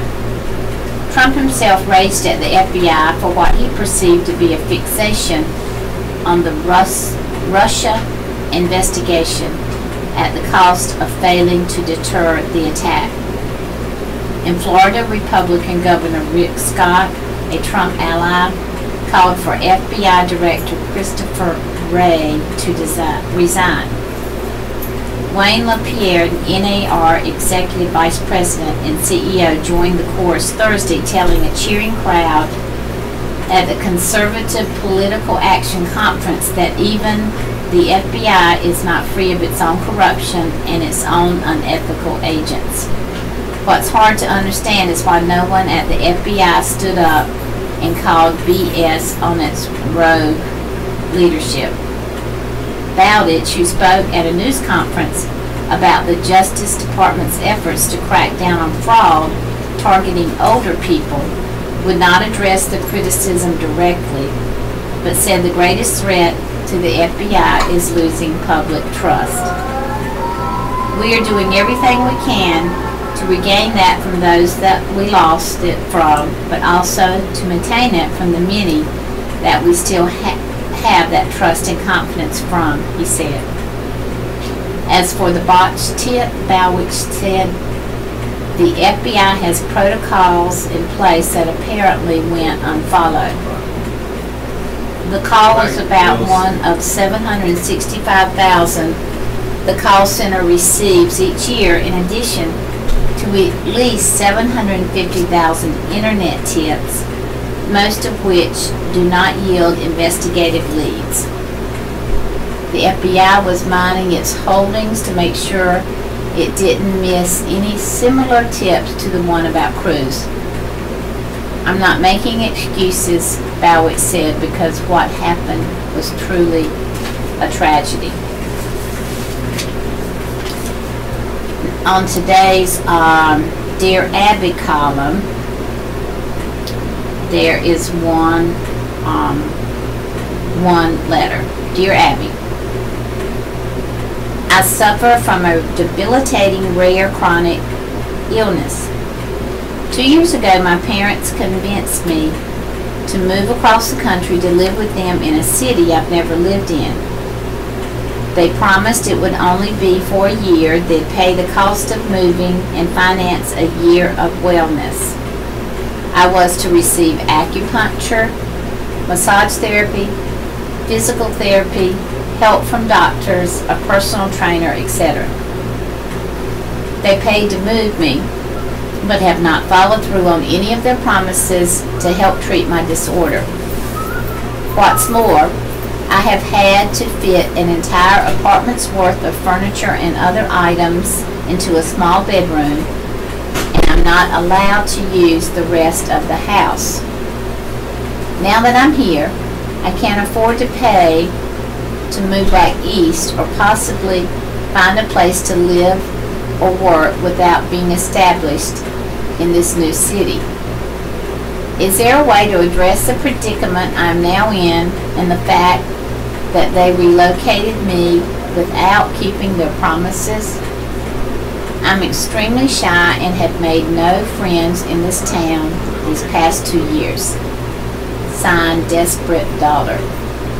Dear daughter, you should not be isolated the way you are, and you need more help than I can give you in a letter.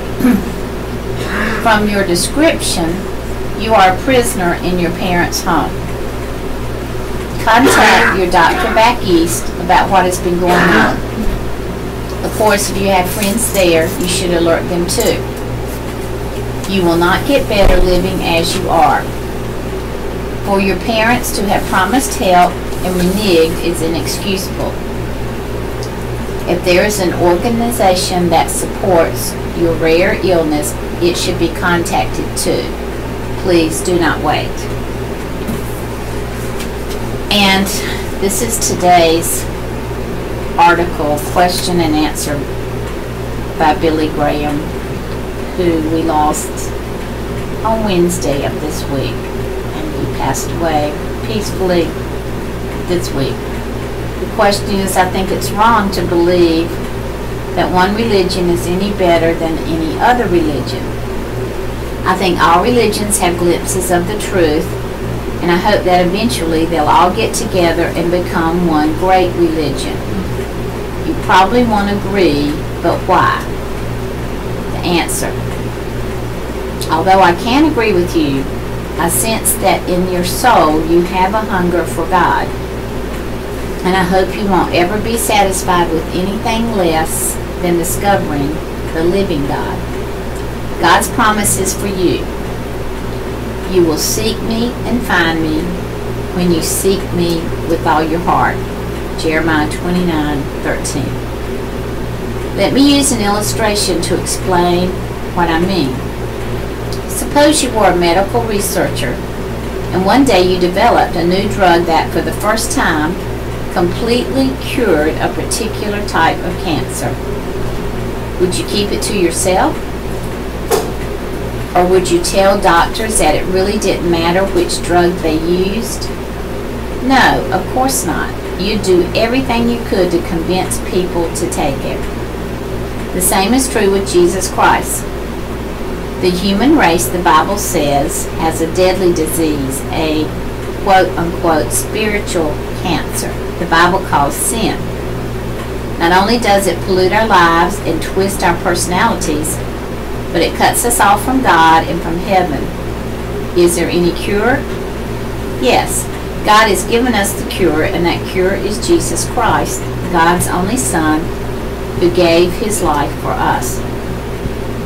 Don't wander down spiritual paths that will only deceive you and end up leading nowhere. Instead, turn to Jesus Christ and discover the hope and forgiveness he alone can give. Only Christ could say, I am the way, the truth, and the life. No one comes to the Father except through me. John 14:6. We have just a few minutes left in our time together. I thought we'd just look at a couple of the stories about high school basketball teams in the area that are in the playoffs, and gladly several of them won last night and will continue to advance in the playoffs. The first is about the E.E. Smith girls. E.E. Smith's Alex Scruggs has earned a reputation for torturing opposing post defenses with her slashing attacks through the lane. But in Thursday's high school 3A playoffs second round contest against Franklinton, Scruggs took a different tack, pouring in 6 3-pointers, 5 in the first quarter to help lift the Golden Bulls to a 57-23 win. She finished with a game-high 33 points. The long-range game has been a point of emphasis for Scruggs this season, and she's put in the time to develop it, including a special shooting session Wednesday night. I stayed here after practice for like an hour just practicing threes, she said. During the season, mostly I drove and I just took a beating. My body's still trying to heal, so I wanted to get my mind mid-range and my threes better. Saturday, the third-seeded Bulls will host Northeast Guilford, the number 22 Cinderella that knocked out Terry Sanford and Greenville Conley, both in overtime, with Northeast racking up 60 and 70 points. The game will be another test for Smith's suffocating defense, which was on full display in the Bulls' win over Franklin. So a good win there by the E.E. Smith girls. The Terry Sanford boys also played last night, and they won. And this story is by Patrick Oakley. It wasn't just a dunk for Holt Walker, it was redemption for Terry Sanford coach Darren Corbin. It was cathartic for the seniors' teammates. It was a fire starter for the raucous student body. Terry Sanford would win this game, surviving Greenville Rose and advancing to the third round of the high school 3A playoffs after Walker's thunderous slam with 17 seconds to play Thursday night. But just not right away. You see, Greenville Rose had number 12. As the crowd turned on itself to celebrate an imminent victory, steely-eyed number 12 smoothly backed himself behind the three-point line along the right baseline and launched a rainbow directly into a pot of gold as time expired. Number 12's 30th point of the game meant another 4 minutes of basketball. Number 12, Walker would say later, can shoot the heck out of the ball.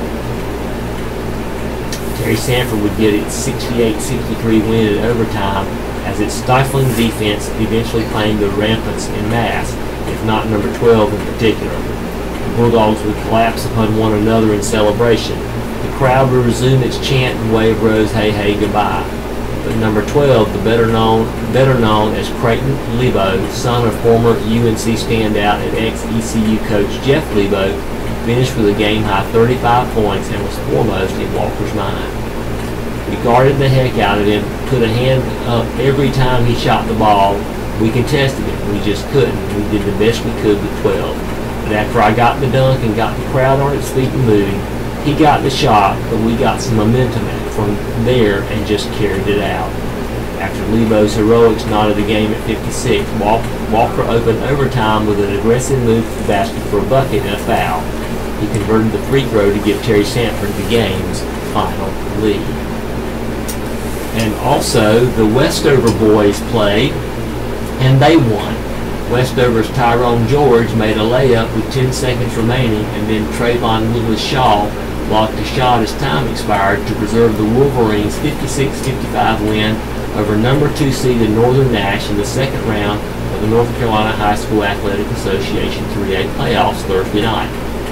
Westover, the number 18 seed, will play at number 7 Southern Lee, a 70-68 winner over number 10 Clayton in the third round on Saturday.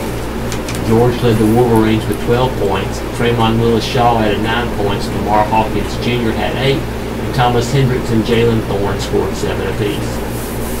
Hugh Gray Cherry led the Knights with 21 points.